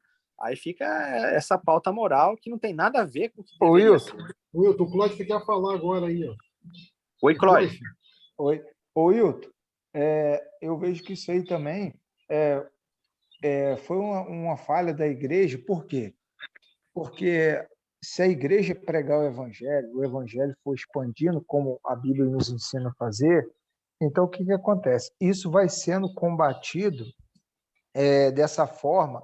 Agora, o que aconteceu? A igreja hoje, não é Deus que defende a igreja. A igreja quer arrumar um presidente que fale língua estranha, que seja crente, e colocar ele para ele defender a igreja, ou uma bancada de evangélico. Então, eu vejo que se o Espírito Santo que convence as pessoas do pecado. Então, se você prega o evangelho às pessoas, vamos botar que eles fizessem uma lei absurda. Ó, saiu uma lei agora que pode roubar à vontade. Não tem problema. Roubo não é mais crime. Mas você sabe que a Bíblia e Deus ensina que a gente não deve roubar. Então, a lei vai ser só um papel, ninguém vai fazer. Entendeu? Agora, à medida que você quer correr lá na frente, a igreja quer correr, botar candidato evangélico para defender a igreja, isso nunca vai dar certo. Entendeu? Nunca vai dar certo. O interesse é o evangelho, né? Transformar as pessoas. Ô, Cláudio, você está com uma visão muito espiritual. Você falar de evangelho, Bíblia, Espírito Santo, com esse povo aí, você está muito espiritual, Cláudio. O pessoal não acredita mais nisso não, Cláudio. O pessoal não acredita que é ganhando uma alma para Jesus que vai melhorar o mundo. O pessoal não acredita que o evangelho transforma. O pessoal não acredita que o Espírito Santo convence, Cláudio. Você está muito espiritual, Cláudio. Ô, Hilton, João Carlos Deus tem que levar logo da terra, Cláudio. Só um segundo, por favor, João Carlos. Eu quero intervalo agora para falar sobre o momento de dedicação, entendeu? Esse momento é importante de dedicação, que nós chamamos de oferta pela vida do nosso irmão, professor Wilton Chile. Nós sabemos que o irmão ele é exclusivamente voltado para a obra de Deus. Deus o chamou para um propósito, ele abriu mão do seu trabalho e nós estamos aqui hoje para pedir aos irmãos, aqueles que podem, que possam contribuir para que o servo de Deus possa também se manter, né? E eu tenho certeza que você abençoando o servo de Deus, ele também será abençoado. Você abençoando, ele será abençoado e você será abençoado também.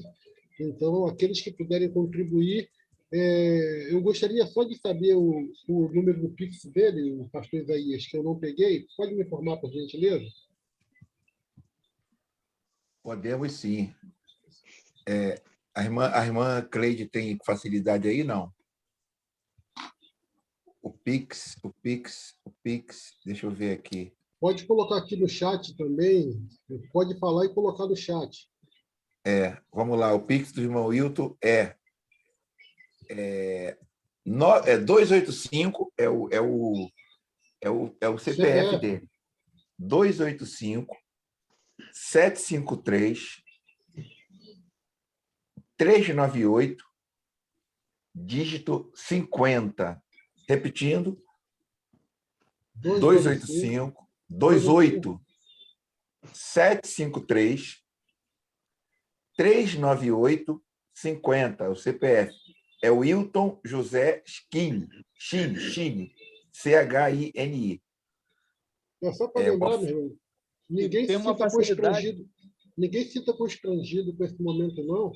É que nós devemos abençoar aqueles que realmente se dedicam à obra de Deus e têm amor e têm zelo, que não são exploradores de Deus, que têm amor bíblico pelo que faz, é bíblico, né? Então, tenho certeza que se você não puder hoje, durante a semana também, entendeu? Lembra do irmão aí, abençoa o irmão, que ele realmente vale a pena investir na vida dele, porque ele tem investido no reino de Deus para nos abençoar. Então, irmão Nelson, falar para os irmãos. Pode falar, pastor aí. Também eu estou vendo pessoas aqui novas no grupo que quiserem depois entrarem no grupo Aprendizado Bíblico, é um grupo fechado que não tem bom dia, boa tarde, boa noite, raras vezes tem alguma postagem lá. E lá nós vamos o Wilton vai colocar esse material de Efésios aqui para nós darmos uma aprofundada melhor, entendeu? Pastor Nelson, poderia fazer uma pergunta antes que o João Carlos está ávido ali? Pode sim, depois do João Poderia? Carlos. Pode Tá sim. bom. Eu queria entrar aqui na questão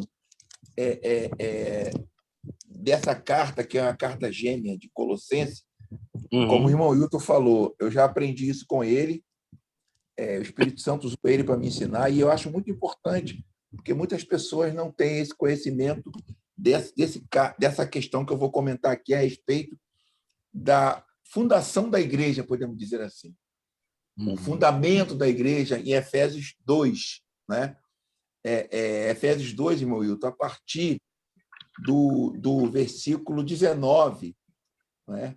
Que fala a respeito do fundamento, da ideia de edifício, e que o alicerce dessa igreja, se nós pensarmos de maneira literal como a casa na qual, em 1 Pedro, nós somos as pedras, os tijolos vivos, pedra viva dessa igreja, o fundamento, o alicerce, são os apóstolos e os profetas. Isso. Não é? E viu como eu sou um bom aluno, Wilton? Os apóstolos e os profetas. E a parede dessa igreja somos nós.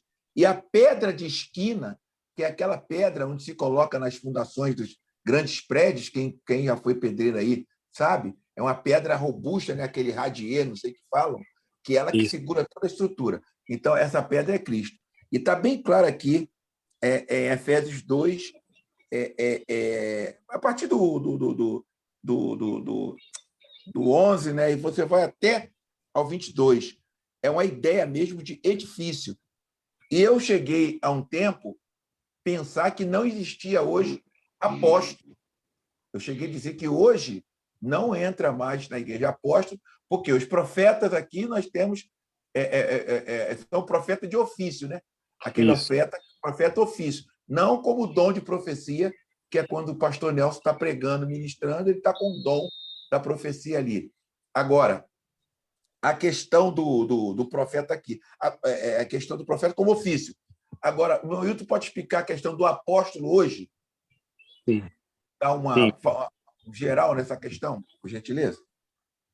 Sim, é uma questão bastante válida, né? O apóstolo, aquele comissionado entre os 12, e aí Paulo é chamado fora do tempo, o pessoal designa como colégio apostólico, né? Ele ficou restrito mesmo lá na fase inicial da igreja, para aqueles designados direto ali por Cristo, para levar a edificação da igreja, né? Para formar as comunidades ali. Agora, a questão apostólica no sentido da funcionalidade, o que é isso?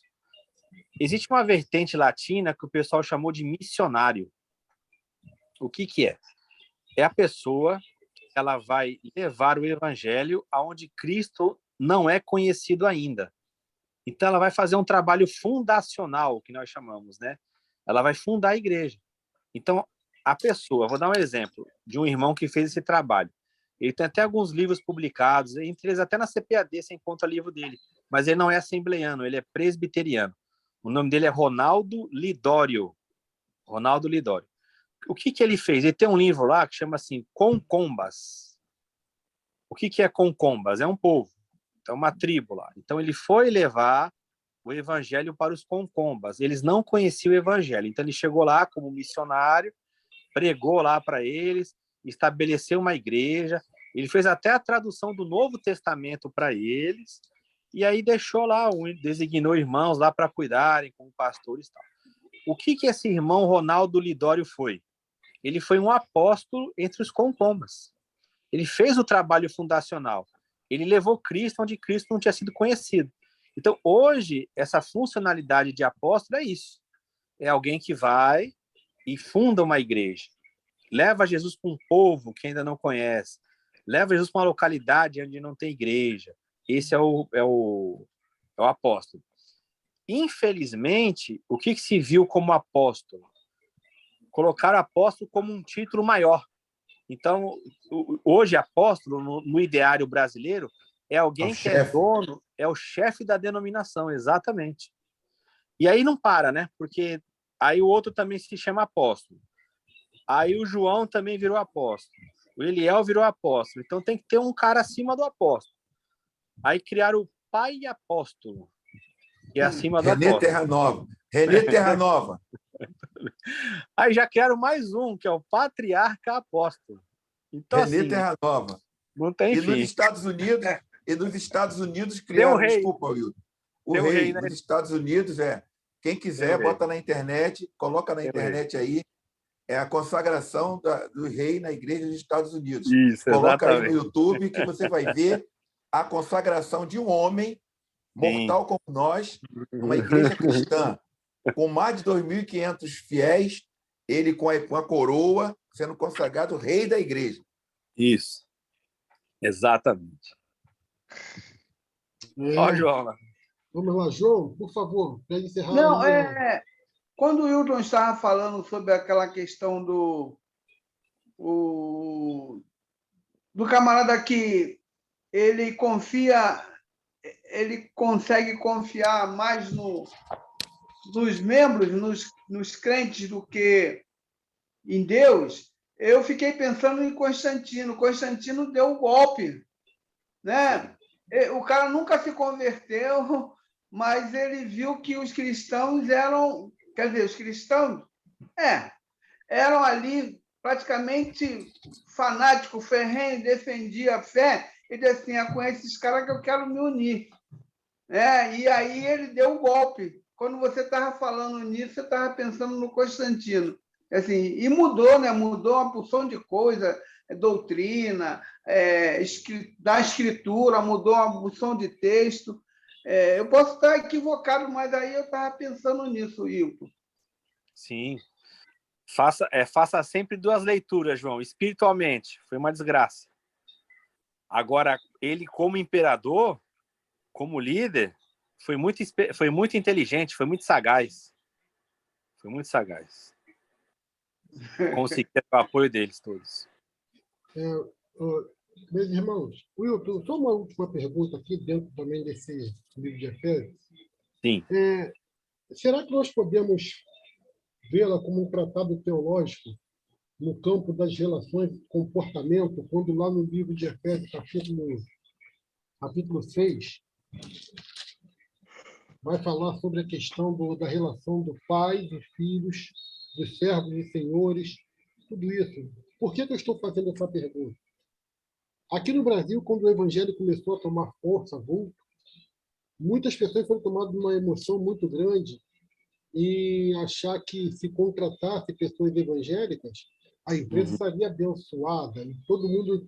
E aí outra correria dos empresários desesperados para as igrejas que começaram a abrir portas, dizendo que Deus abençoaria a sua empresa se ele desse sua oferta, se fosse fiel. Só que tem um porém, isso também teve um efeito negativo, né? Qual foi o efeito negativo? O caráter dessas pessoas não foi transformado. Até que ponto nós podemos falar que essa carta de Efésios, como um tratado teológico, ela poderia contribuir para a transformação do caráter dessas pessoas? E o que aconteceu para essas pessoas não se tornarem verdadeiros discípulos aonde estiverem, dar frutos abundantes e graciosos em outras vidas? É uma questão muito interessante, muito mesmo. Essas listas, elas ocorrem não somente em Efésios, né? A gente vê em Colossenses, a gente vê a própria carta de Paulo a Filemon como um tratado desse, né? Que poderia servir para um tratado de relação social, claro, dentro do espaço onde Paulo estava. Então, ele está escrevendo dentro do que ele tem na vida dele, na realidade, né? A Bíblia é isso, ela é dada na realidade da pessoa. Então, dentro daquela realidade, com certeza, um escrito como esse e outros, ele serve, sim, como base de um relacionamento, de como que deve ser esse padrão. Eu vejo o seguinte, Nelson, que a intenção inicial sempre é pura. Havia mesmo aquela questão. Eu já vi casos lá onde eu trabalhava, de coronéis chegar lá e ter uma auditoria, uma sindicância. A Sheila está aí, né? Ela sabe como que era feito isso na Infraero. E eu já vi coronéis chegar e falar assim, olha, pode investigar o pessoal aí, mas tira fulano da investigação. Mas por que tirar fulano? Aquele camarada ali, ele é crente. Aquele cara ali não fez isso. E eram pessoas respeitadas. E é o que começa, Nelson. Começa a ver... Tudo começa na oportunidade. A pessoa começa a olhar e fala, opa, ser crente tá valendo. Lá no passado ninguém queria. Era motivo de perseguição, zombaria, era chacota. Aí o movimento vai crescendo. Vai crescendo com pessoas firmes. Porque para ser naquela época tinha que ser de verdade. Aí o que a pessoa começa a chegar? Opa, esses caras estão... É vantagem fazer parte deles. E aí entra o que você disse. Aí o que acontece? Quando você se preocupa mais com o número do que com a qualidade, aí você abandonou o princípio. Então, o que era o princípio? Não, olha só, para ser crente, você quer ser crente mesmo? Olha, Jesus falou que tem que fazer isso, tem que ser assim, tal, tal, tal. É maravilhoso, a recompensa é maravilhosa, a sua vida vai ser transformada, mas você tem uma grande responsabilidade. Você agora vai ser colocado ali como referência. Você agora, qualquer pisada na bola, as pessoas vão te crucificar. Aí o camarada analisava. Você via muito, Nelson, no passado, os camaradas falavam assim, olha, eu tenho vontade de ser crente. Mas quando eu for ser crente, eu vou ser crente de verdade. Então você via a pessoa até falar com certo temor dessa forma. Ele não se atrevia a ser crente. Ele falava assim, não, eu quando for crente, eu vou ser crente mesmo. Eu vou lá ser crente igual o pessoal é. Era essa a visão. Quando começou a expandir, principalmente depois do neopentecostalismo, não foi culpa somente do neo, mas depois do neopentecostalismo, que ficou show, que virou moda, aí virou isso que você disse. E aí, esses modelos de listas de morais, de comportamento, elas perdem o valor. Porque o que vale? É você fazer parte de uma igreja, receber uma oração lá na frente, entregar o seu dízimo e está tudo certo. Então, não tem mais esse chamamento para essa vida diferenciada, né? Bem, Hoje estamos encerrando. Pode fazer sim. Pode fazer aí, pastor. O Wilton, aí dentro desse capítulo aí do final da carta, até tinha visto um estudo uma vez, porque ele trata da unidade desde o começo até o final, né? Você vê Sim. que no começo ele vai falando que tinha um povo, depois teve os gentios também, o muro da separação derrubou, todo mundo é igual, e ele trata também essa questão tanto de pai, filho, né, esposa e marido, e servos e senhores, né? Tanto que ele fala até que os senhores, né, para não abusar de autoridade contra os servos. Então, no Isso. caso, ele bota todo mundo no mesmo patamar. E aí, Sim. tipo assim, é interessante que ele colocando todo mundo no patamar, dá-se a entender que se ele escreveu aquilo dessa forma para essa igreja, é porque alguém estava querendo ser mais do que alguém ali, né? Sem dúvida.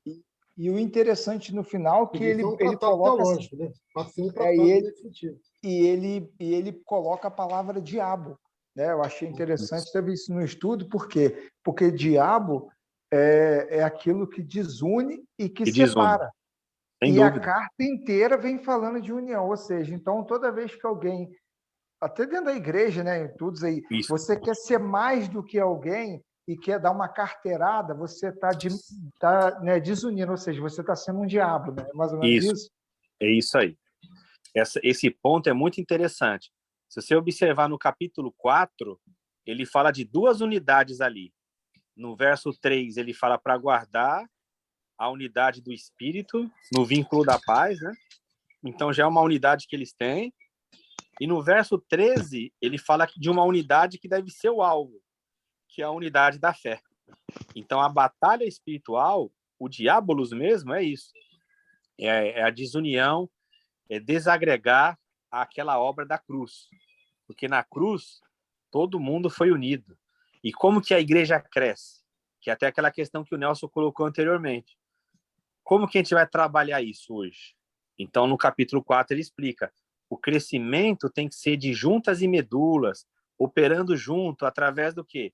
Da verdade em amor. É o amor que dá esse crescimento.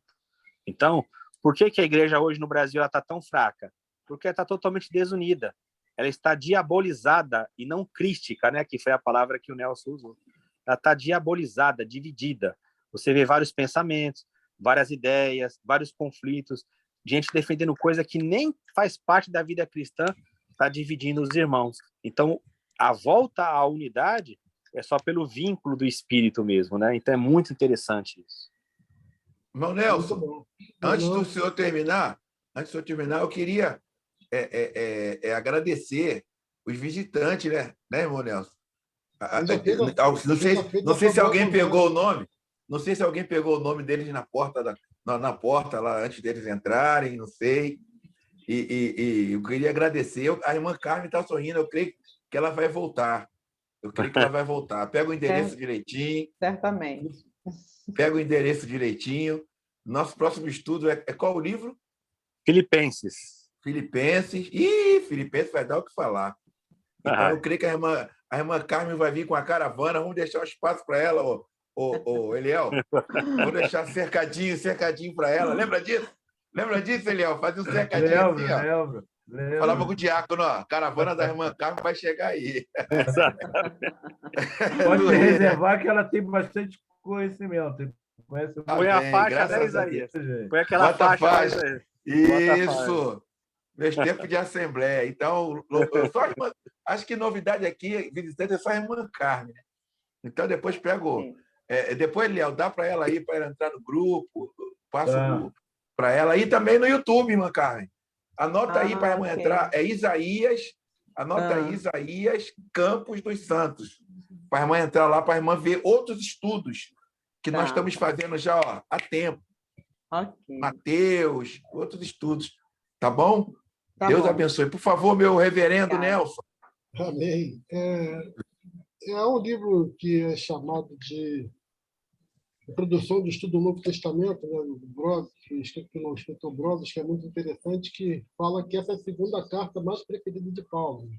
A carta aos Efésios, que é a rainha das epístolas, e uma das favoritas de João Calvino também, que ele tinha ela como predileção, e assim como João Knox, né, que mesmo moribundo em sua cama, ele pedia para ouvir sermões de João Calvino através da carta aos Efésios. Então, hoje nós ouvimos aqui pelo nosso irmão Wilton X. Amém. Grande homem de Deus. Bondade, o prazer de termos como irmão e amigo. Amém. Um homem que leva a sério, equilibrado e que procura trazer com equilíbrio aquilo que Deus coloca no seu coração e aberto também, né, para contestação. Exato. Então, fico feliz aí nesse sentido de participar desse grupo por isso. É um ambiente saudável, um ambiente que Deus realmente está no centro da atenção e a preocupação do seu povo em manter essa harmonia em relação à sã doutrina. Então, eu parabenizo aí o pastor Isaías, porque realmente tem lutado há algum tempo para manter esse grupo sempre aí unido e coeso e persistindo para que muitas outras pessoas possam vir para participar conosco dessa bênção, como desse maná espiritual. Então, vamos encerrar agora agradecendo a Deus por essa oportunidade. Eu vou pedir nosso irmão Eliel para encerrar com a sua oração em nome de Jesus. Amém, Jesus. Abençoe tudo que acontecer esta noite. Também eu peço aos irmãos que passem na cantina. É verdade. Hoje tem um lanche lá especial para todos. E não esqueçam de deixar pago o lanche do nosso ministrante. Não esqueçam. Vamos ser generosos. Oi! E depois me adiciona no grupo do churrasco que você chamou para o seu aniversário, que o senhor não me adicionou. Ih, caramba! Glória! Levanta esse assunto, você. não, Obrigado, tá? Porque eu sou de Apolo, você é de Cristo, tá fora. Me excluiu, me adiciona, por favor. Obrigado. Boa noite. Senhor, muito obrigado por esse tempo que tu tens preparado para nós toda quinta-feira, Senhor, onde encontramos a oportunidade de aprender mais da tua palavra através da disponibilidade do teu servo Wilton. A saúde, Wilton, Senhor. Fica fácil, Senhor, de ver que A cada Aleluia. semana ele se prepara, Isso, Senhor. ele vem disposto, aberto Jesus. a compartilhar não Amém, só Jesus. aquilo, Senhor, que tu Glória ao tens teu nome. dado em abundância a ele, mas de ouvir as nossas dúvidas, ouvir, Senhor, as Jesus. nossas questões, e tem sempre uma resposta que vem de ti para nós. Equilibrado, Continua equilibrado. abençoando o teu servo, continua Guarda ele, suprindo, Senhor, ainda que nós muitas vezes sejamos inconstantes, mas que Jesus. a tua mão que é abundante, que a tua destra que é próspera, sempre Aleluia. venha suprir a vida do teu servo, ó Deus, para Isso, que Jesus. nada lhe falte. Cuida dele. Senhor, Amém, para que Jesus. Cuida nada dele. lhe falte. Cuida Obrigado dele. pela Jesus. vida de cada um dos irmãos. Amém, Continua Jesus. dando ao nosso querido Isaías, Senhor, Ó, essa Senhor, abençoe o teu capacidade, servo. Senhor, de Aleluia, Jesus. agregar, de congregar, de Aleluia, trazer Jesus. pessoas Ó, para tem que misericórdia, compartilhem, Senhor, do conhecimento. A Amém, tua palavra diz que o teu povo perece porque falta o conhecimento. Então, que nós tenhamos sede de aprender para ir aprendendo, poder compartilhar as verdades maravilhosas do teu evangelho que excedem nosso entendimento.